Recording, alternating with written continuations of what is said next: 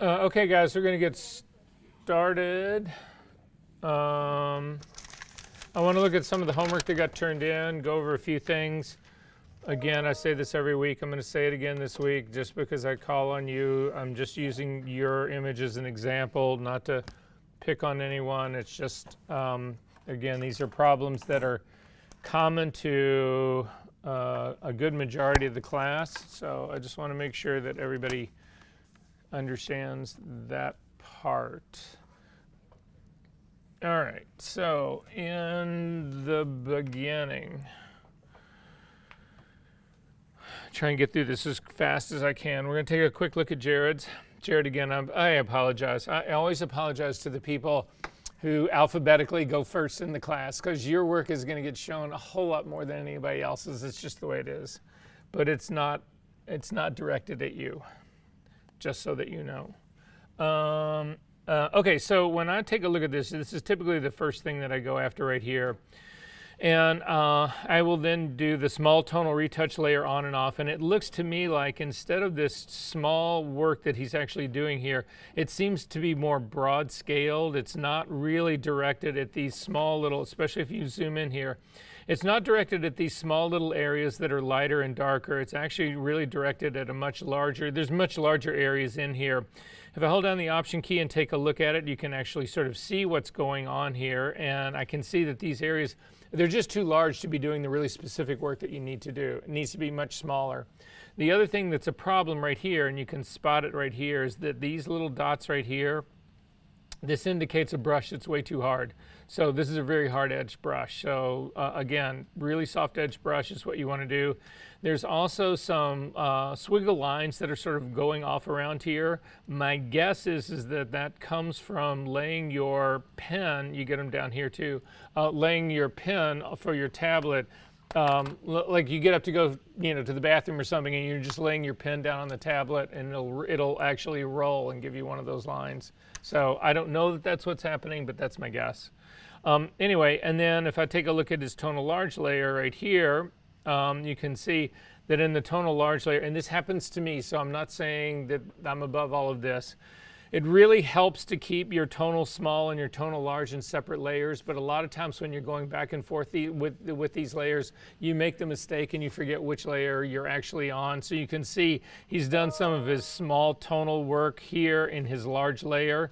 And again, at the end of the day, if it's all perfect, it doesn't make any difference that they were all done on one. But God forbid you do something with a large tonal work here where it's wrong, and the only way to get rid of it is to restore this back to middle gray, which means all the small little work that you did in here, which took all that time, you end up inevitably having to lose it. So it's just something to try to keep in mind the best way you can. Oh, and other things. When you're looking at this stuff, again, I'm going to go back to a small layer right here. You can spot where all the work has been done. It was done on the chin, both cheeks. However, if you take a look at the girl originally right here, there's stuff up on the forehead that also needs to be worked on. So it isn't just a question of, just sort of like everything. You've really got to be careful about going around the whole image and making sure you're getting everything that you sort of need to get.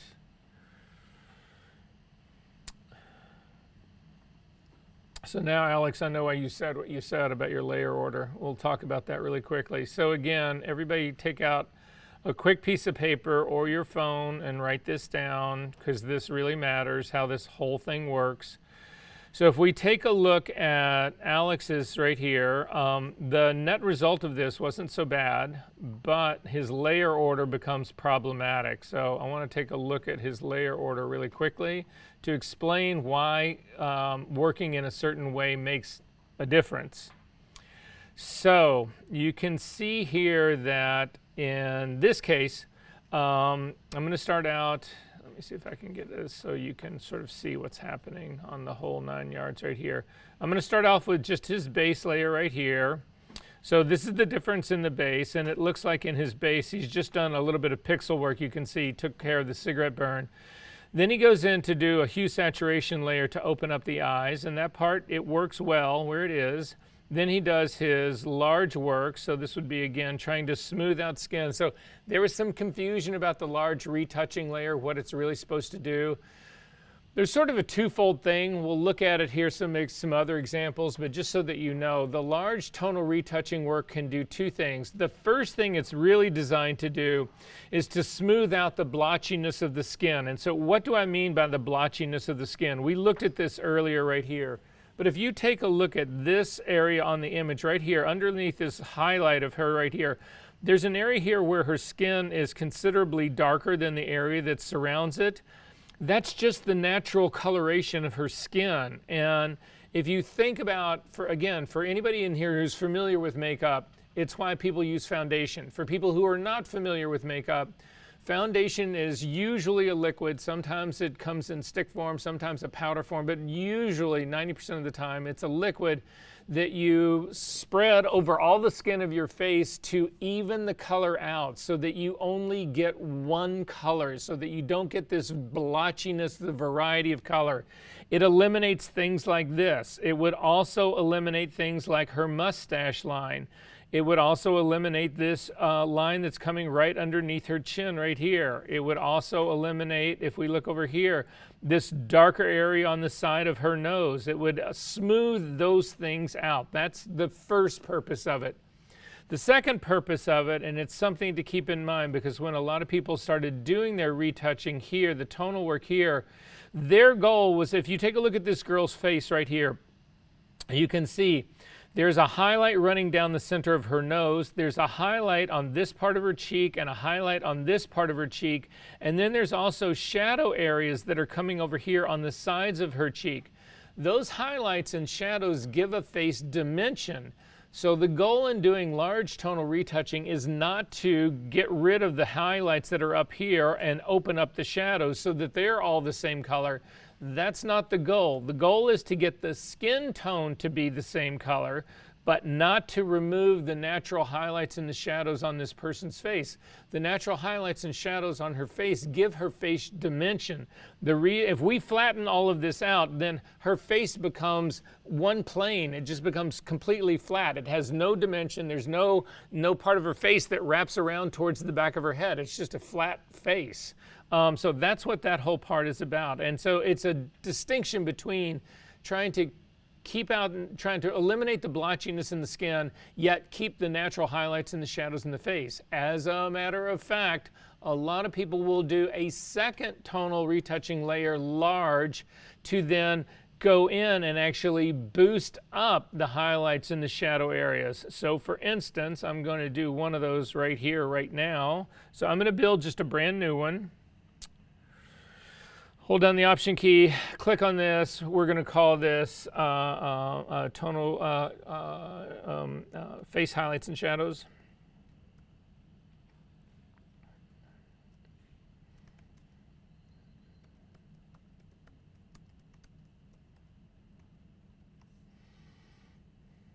Ignore my spelling. Also ignore the fact that I didn't get any of that set up correctly.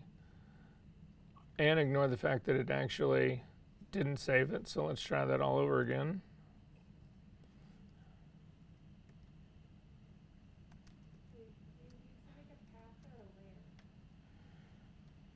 A layer.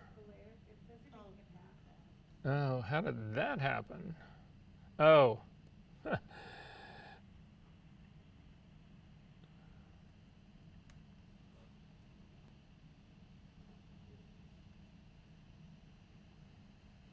Try this one more time.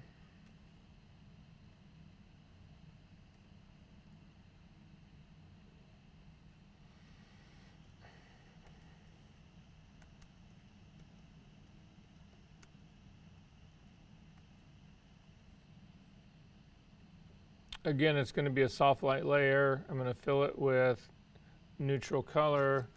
I'm going to work with my tablet. I'm really quickly going to build my dodging and burning colors. I'll try something down here. That seems about right.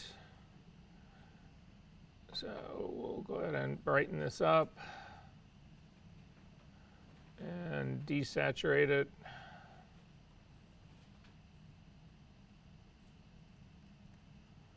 So okay to that, do my burning color right here, sample her skin again, pull the brightness pretty far down, boost the saturation pretty far up, pull the brightness a little further down, and say okay to that.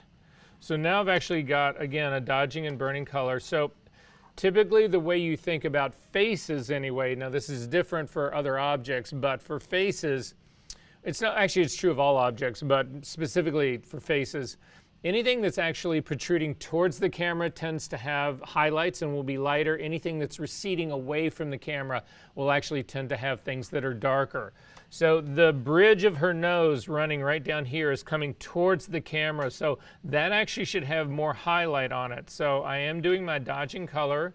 I'm actually going to hit the B key to get a brush. I'm going to make it a completely soft brush.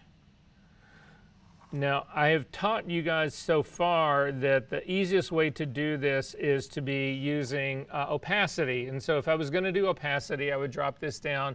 Because I'm working on skin tones right here, in overall general skin tones, I told you that working on this more intense detail where you're really trying to deal with the texture of her skin, an opacity of that brush around 6% is a really good one. However, when you're doing these bigger, broader general areas, typically an opacity of 1 or 2% is going to be a little bit better to use. Things will happen less quickly on you.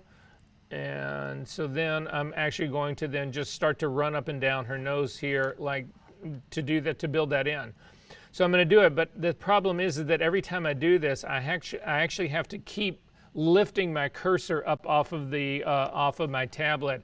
I can't like scrub this in. So this is what I've done so far. This is the difference here. You can see it's pretty subtle, but it actually does give her nose more dimension. So that's one way of doing it. However, once you sort of master this whole trick about working with this, you'll find that working with flow is a little bit easier because you don't have to keep lifting your cursor up off the tablet. So I'm going to crank my opacity all the way up to 100%, and I'm going to drop my flow down to 1%. And now when I do this work, again, still working on this layer, I can simply scrub back and forth. I don't have to continue to lift up off. And it's just a better way to control. And so you can see it's bringing her nose a little bit more forward. I'm going to hit the X key to make a little bit darkening in here and bring in a little bit darkening on both sides. And now you can see I'm building more dimension into her face. So again, one of these layers is designed to smooth out the skin tone. The other is actually designed to then build more dimension back in her face. So for instance here, I'm going to do a little bit more darkening, more on the sides of her face over here. And again, I'm just scrubbing in really quickly here, and you can see the difference in what this makes. It actually starts to build more dimension into her face. So it's just something to actually think about. Is everybody good on this part? Okay, but to get back to Alex's, the way it looked in the beginning. So if you take a look at what he's done here, I'm going to again pull out this layer stack so that we can actually get a good view of this. This is what I want to make sure that you write down and remember. And it's the order in which we do this stuff in. Oh, come on. So it's starting off here at the first part right here, which is his getting rid of the cigarette burn. That's what's actually going on here. So I'm going to turn this part on. So this gets rid of the cigarette burn. It's pixel work. You want all of your pixel work to be done first. Unfortunately, all of his hair part up here is also pixel work, but it's now sitting above the tonal work. And the problem with that is that the way he's got it going, if you take a look at his hair work here really quickly, if I turn this stuff on, you can see it's happening up in this part, up in the upper part of his head.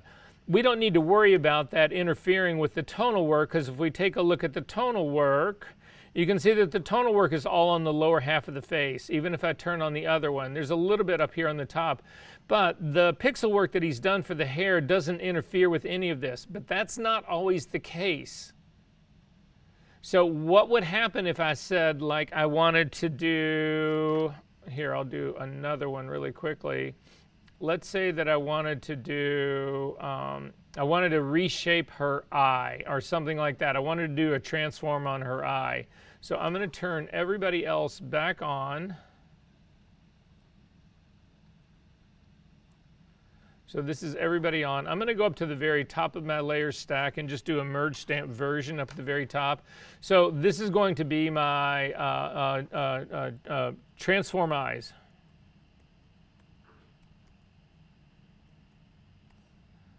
And I'm going to say OK to that. So here, I take that back. I'm going to do it in its right place first. I'm going to bring it down here on this lower layer. Down here, and I'm just going to transform the eyes of the base. So I'm going to zip into this. If you guys don't know Liquify, that's what we're going to deal with today. So I'm actually going to do this just really quickly in Liquify. But I'm going to come up to my filter menu, down to Liquify, and I'm just going to make her eyes a little bit larger.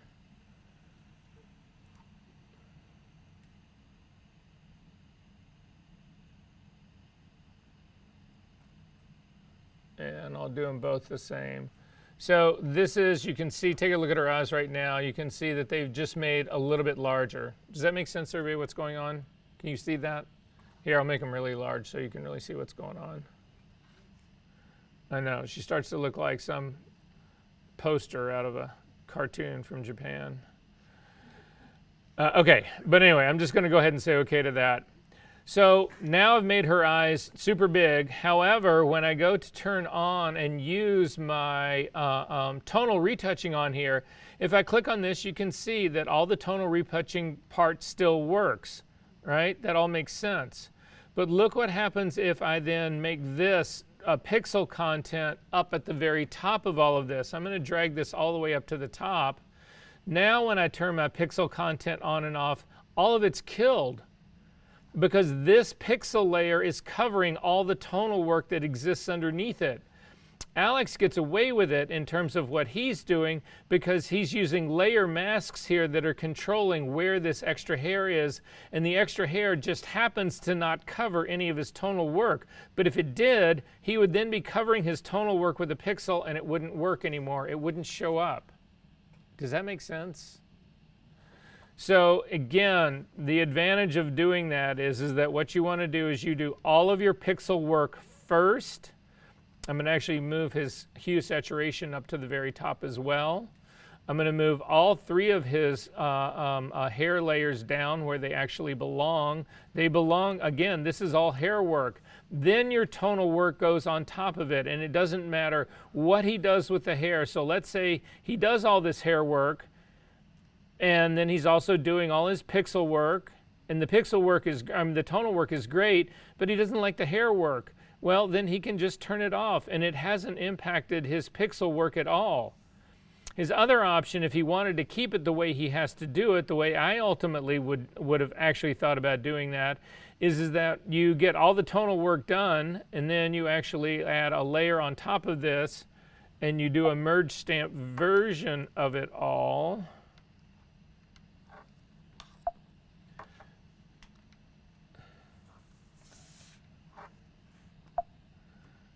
If it will let me.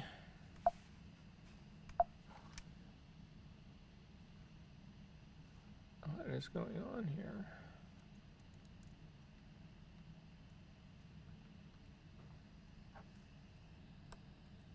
Finally, it'll let me right here. You could do a version of this where you merge everything together, but the problem with that is that that bakes all of his tonal retouching into this top layer. So now I have no choice. I can turn everybody else off, but you can see the difference in what I've got going on in here is if I turn this guy off, all of this pixel work is baked into this top file. All his tonal work is baked into this top file. And if it's wrong, if I want to make an adjustment and go back afterwards, I've got to throw this thing away and start all over back here into the stuff that he actually did down in here. Does this make sense to everybody what's going on? So your layer order, pixel first, followed by tonal retouching, followed by color. And when I mean color, I mean things like, again, if you were going to change the color of her eyes or the color of her lipstick or something like that, that would actually stay up on top of your tonal work. Then once that happens, liquefy. And the reason you don't want to do liquefy is, most people would say, well, liquefy is pixel. You don't want to do liquefy in the pixel early game, because if your liquefy is wrong and you've done a bunch of tonal retouching on top of it, then when you remove the liquefy, all your tonal retouching is out of register. It won't fit anymore because the image has been de-liquefied. So you want to make sure that the liquefy happens at the very end of the game. Then once you've got the liquefy at the end of the game, you do color grading. And color grading, again, would be global stuff for a specific reason. It's not something you would want to keep in your master. You can keep it in your master file, but you don't want to start with it. So let's say you really like desaturated skin tones. Fine, that's color grading. Or you like your skin tones, instead of being warm and yellow, you like them to be cyanic or green. Any of that kind of stuff. That would be on the very, very, very top, because it's something you can turn off if you need to repurpose your file. And then finally, after all is said and done, you would do sharpening. And the sharpening at the very top is output sharpening. And your output sharpening, the reason it happens at the very end is that it changes depending on what you're going to output to. So if you're going to output to your screen for like a website, that would be one sharpening. If you're going to go out to a print and it's going to be on a glossy paper, that's a different sharpening. If you go out to print on a matte paper, that's a different sharpening than the glossy paper. So all of those things happen at the very end, because it's all about how you're directing it for whatever outputs medium you're ultimately going to use. No, I would not call that color grading. I would call that color, okay. But that all should be being done before you even get into Photoshop. Okay. But again, color grading is more, I think what we're trying to build here are master files that you then can direct in a whole range of different places for different reasons. And you don't want to bake your color grading in, because again, all your tonal retouching will be pasted on your color grading. All of that's going to happen and have an impact. And if you change your color grading before you reach the tonal work, all your tonal work, you need to throw it away and start it all over again, because your color grading will change the tone. So it's just a way to keep your file as flexible as you can possibly keep it. Does that make sense, everyone? Did I lose anybody on that one? All right.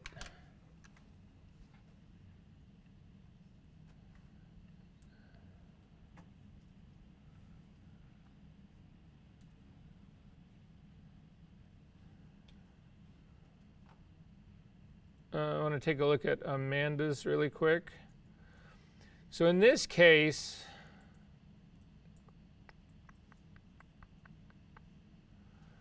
her tonal small work, I thought, worked out pretty well.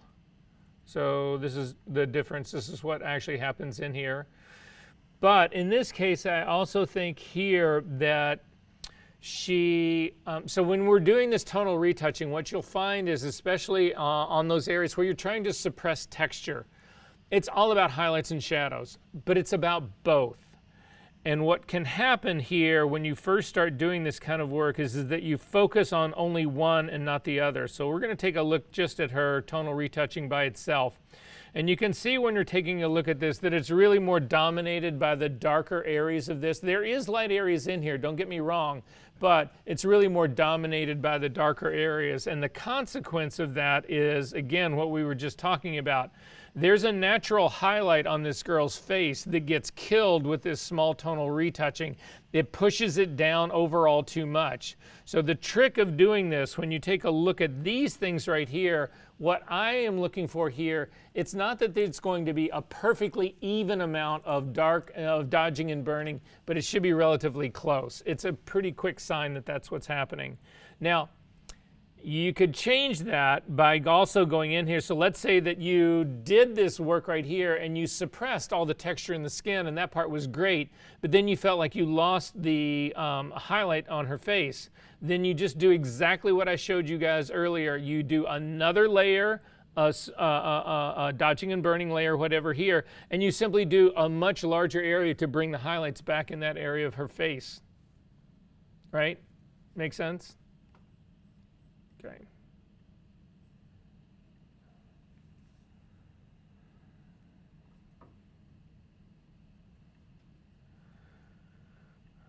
So I only graded this yesterday, and I can't even figure out what my notes are.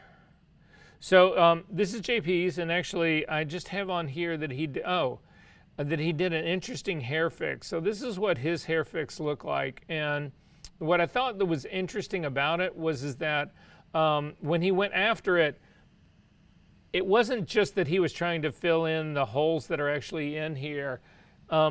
He replaced the whole hair, which I thought actually worked out really well. It's missing a little bit down in here, whatever, but instead of trying to just fix those small little streaks that were opened up, he went after it with a whole much larger area. My only criticism of this is that whatever hair fix you did, you then merged actually into a complete layer. So if the hair fix is wrong, you got to start all over again. You didn't keep it in a separate layer. Does that sort of make sense? Yeah, again, keep these things in separate layers if at all possible. Also, this, again, is another one of those examples. If we turn this off, and I'm going to turn off his tonal work, he's done his tonal work here, but in order to create this hair fix, because it is pixel, he has to merge all of this tonal work into this upper layer. And so now all of the tonal work that he's done is baked into this layer. And if it isn't right, then he's got to start from scratch. He goes back here. He could, and this is what Alex did, he could put a layer mask on this and then only open up the hair part because none of his pixel work is on that. So he can bring in his hair work here. I mean, this part works, but there's no reason to be working in this way. All of that hair work could have been done down here. And as a matter of fact, a lot of times when you're doing your pixel work, it can benefit, even though it may not be as obvious as the skin, it can be a benefit to be able to go in here and actually do work here on your pixel layers. So on your pixel retouching, to actually be retouching hair parts if something didn't work or you needed to bring something down or open it up or whatever. So anyway, it's just a way to think about doing that layer order will help you.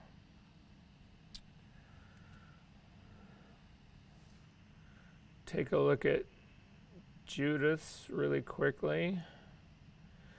So this is something that I keep asking people to do, and again, it's just it takes practice to learn how to get into the habit of doing this. But if we take a look at this again, the problem that I run into with this is that the hair patch is now sitting again on top of all the tonal work. It doesn't matter as much because again, all the tonal work is confined to her face, whereas the hair part is confined to the hair. So this layer mask is allowing all the tonal work to still show through and to still be editable. But what I keep suggesting that you guys do is you need to look at your hair, you need to look at all of your masks by themselves just to see if you can spot problems. So if we take a look at the hair fix, what would you guys say about this? Does this look good? I think so. Looks great, right? But now I'm going to look just at the mask, hold down your option key and click on it. Anybody see a problem? What's the problem? Say what? Yeah, all of this is a problem. I can fix this and I don't even have to look at it. Right? I'm going to hit the B key to get a brush, make it a smaller brush. In this case, I can make it a completely hard brush. And I'm just going to fix these areas that got fucked up. And that's it. So then we can take a look at this now. Again, it may be incredibly subtle, the difference in the two. This is what the two look like if you can actually spot it up in the hair, and you can totally see it up in the hair. This is the version that she did. This is the fixed version, and you can see it's more cohesive. And I didn't even, all I'm doing is looking at the mask. So I'm just cannot tell you enough how important that part is to look at these masks by themselves and the things that you can actually spot in them.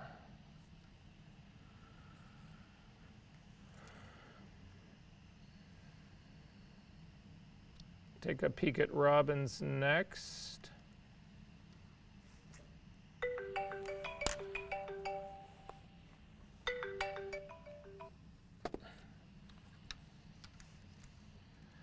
And again, I'm going to take a look with and without this.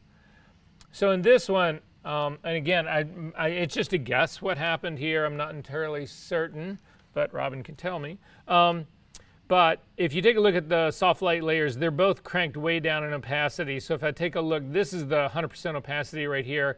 And my suspicion is that once you did all this work, you felt like it was too strong. Yeah, so you drop this down. The same thing happened right here in this retouching. This is the tonal large retouching layer. If I crank it all the way up, and this is where you can really spot probably what happened is that all of this was done with a brush where the opacity was probably way too high. You need to drop that opacity of the brush so that you can slowly work it in, as opposed to doing it with a completely 100% opaque brush and then using the layer to drop the opacity down. Because you struggle. Again, you don't have control. I mean, this is a global control here by dropping the opacity like this. It's a problem. But you can also see how hard-edged your brushes are. So that would be just something to actually think about again in all of that. Does that make sense? Okay.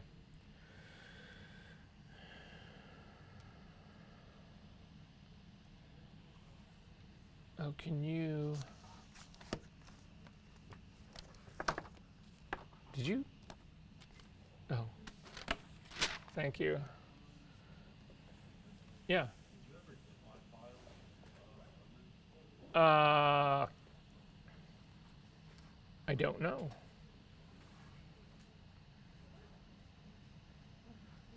Evan, what's your last name? Oh, this is what I got. I got the folder, but not the file. So it's okay. Drop the file and just shoot me an email and say you dropped it, because I sent you a thing and said, I saw the folder. So don't worry about it.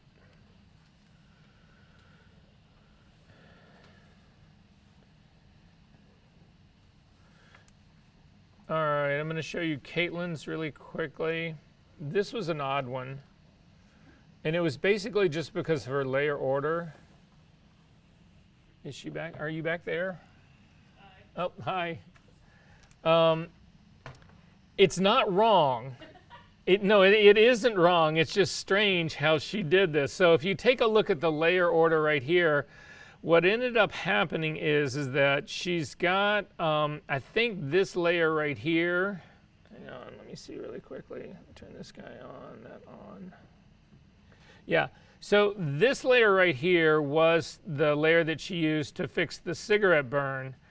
Then she uses this layer that's right down here to actually fix the hair.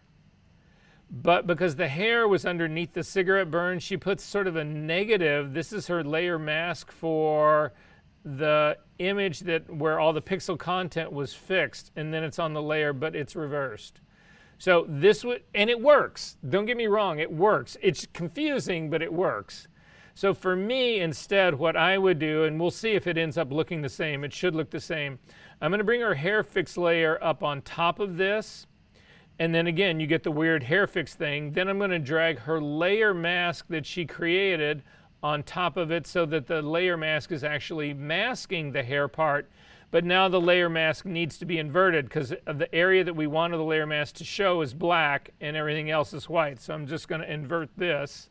Sorry, not the image, but the mask. And then we'll just do a snapshot of this guy. And you'll see that when I go back and forth between these two, absolutely nothing changes. However, the advantage of having it this way with it on top like this is that this layer down here that's removing the cigarette burn, you guys should be thinking about putting all of your pixel retouching into that layer. So this again is my pixel retouching.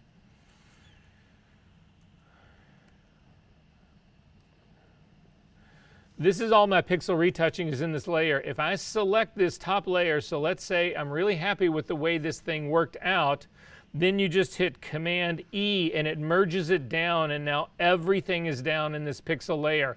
Not only the cigarette burn, but also the work that she did on the hair as well. And so this allows you to continue to work on it. So for instance, when I look at this, I feel like she did a pretty good job for one of these hair entries right here, but this hair entry right here, it just sort of stops and starts. You can spot where it is. It's just really odd where this is happening right here. So for me, I could actually hit the L key to get the lasso tool, I'm going to drag over this big area right here. I'm going to jump it to its own layer. I'm going to hit Command T to actually continue to work on this. And I'm going to stretch that part up to try to give me the continue through here. I'll go ahead and say OK to this. I'm going to add a black layer to the bottom down here. Sorry, a black mask to this. Hit the B key to get a brush. Make sure my brush is sort of a medium hardness. Make it smaller. 100% opacity, 100% flow, whatever. And this is the problem area right here. So I'm going to continue this all the way up to get rid of the problem area. And then I'm going to break the chain link between these two. Go to this go to the pixel content of this and hit the V key to move this around. Son of a bitch. The V key to move this around to try to get this to go back and to sort of like fit in. Anyway, you sort of see what's going on in here. Again, I've still got that really too hard of a line right here, but it started out with that as a problem. But nonetheless, then I could merge this down, Command E, and then I can continue to go on and on and on and on about this stuff. So does that make sense to you guys, what I'm talking about? Are we good on this?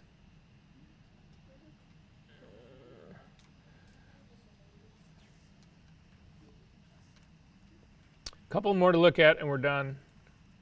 So I'm going to take a look at trues really quickly. And this will give you a better idea of exactly what I'm talking about here. So if you take a look at his skin tone right here, it's beautiful. I mean, his retouching part in this is beautiful. If we turn this on and off, you can see it takes care, the skin texture is incredibly smooth, but it still looks like skin. But you can also see it completely killed that highlight that's on that side of her face. And if we take a look at it, you can see again, it is dominated by the darker burning tones as opposed to the lighter dodging tones here. So again, I could go back up. This is what he's actually done on his tonal retouching layer. I could go back in with a brush, make it larger, make it softer,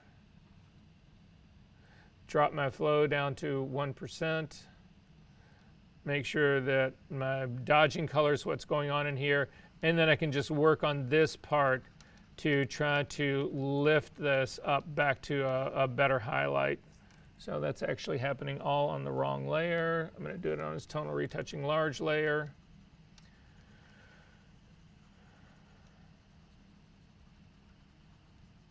And again, because I'm using flow, I'm just scrubbing around here, which is nice because it actually brings it sort of in. So this is the difference that I've put in here. So I've brought back the highlight, even though he's got really pretty skin here.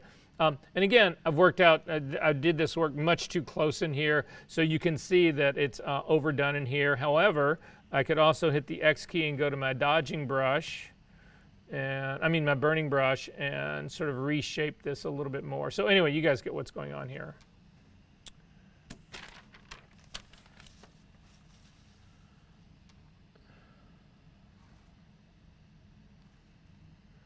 Two more and we're done. So we're going to take a quick look at Olivia's right here. In this one,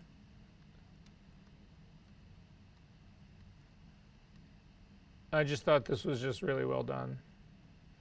It continues to hold all of the, look at that, that is all done tonally. Look at her tonal work right here. This is insanity. Insanity, but beautiful. Look at this. That's crazy. This may be my new example.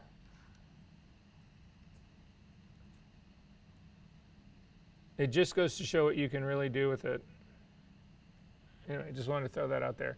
Okay, are there any questions about any of this?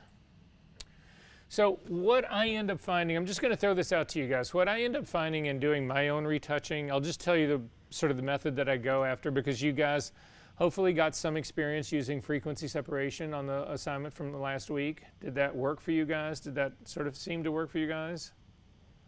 We'll get in again. I'm going to grade it. We'll look at frequency separation again next week and talk about what did work for you and what didn't work for you.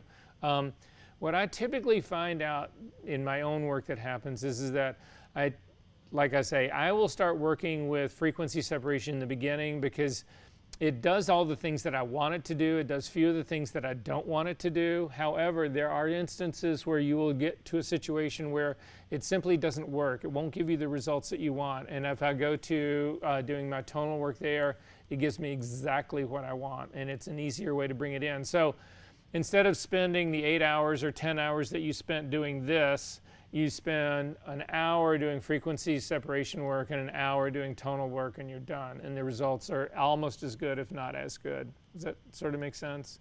So it's never an all or nothing. It's usually a blend of them all, but I typically will start with frequency separation because it's faster. Yes? I was going to say, well, this assignment, I did last assignment, I did the pixel retouching and the frequency, but it didn't show the whole, like, things together, so you have to do a separate return on the layers, because it wasn't. Well, I'll take a look at your work and we'll talk about it next week when we go over all the homework. Okay. Okay, are we good on this? Are there any questions more about any of this? All right.